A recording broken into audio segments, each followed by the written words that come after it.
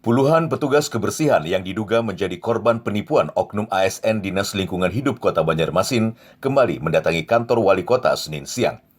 Kedatangan mereka untuk menghadiri mediasi yang difasilitasi pemerintah Kota Banjarmasin yang dinilai sebagai kasus utang piutang dan peminjaman yang tertera dalam kwitansi yang ditandatangani pekerja kebersihan. Jadi kan sudah kami jelaskan, ini sama-sama musibah bagi yang bersangkutan, bagi korban adalah musibah.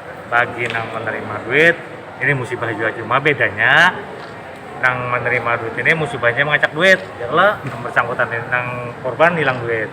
Jadi kami minta mereka menunjuk perwakilan aja. Jadi ada 4 perwakilan, nah akan bisa berhubungan langsung ya difasilitasi oleh si objek untuk berhubungan dengan si yang bersangkutan.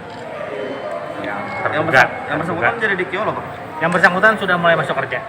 Sudah masuk kerja. Sudah mulai pernyataan? Sudah, masih diselesaikannya pernyataan. Salah satu pekerja yang menjadi korban berharap uangnya dapat segera dikembalikan. Berapa nilainya? 15 juta. Semuanya rata kan 15? Iya sama, tapi ada juga yang beda, yang 16, ada yang 10 gitu. Berapa total orangnya totalnya berapa? Orang kamu, Pak? Enggak tahu kita, kurang tahu. Yang bersangkutan belum datang. 19 itu kata orangnya. Sebelumnya, salah satu ASN DLH Kota Banjarmasin melakukan peminjaman uang kepada korban yang merupakan pekerja penyapu jalan ini bervariasi antara 10 hingga 20 juta rupiah. Satyanaka, Kalsel 1net.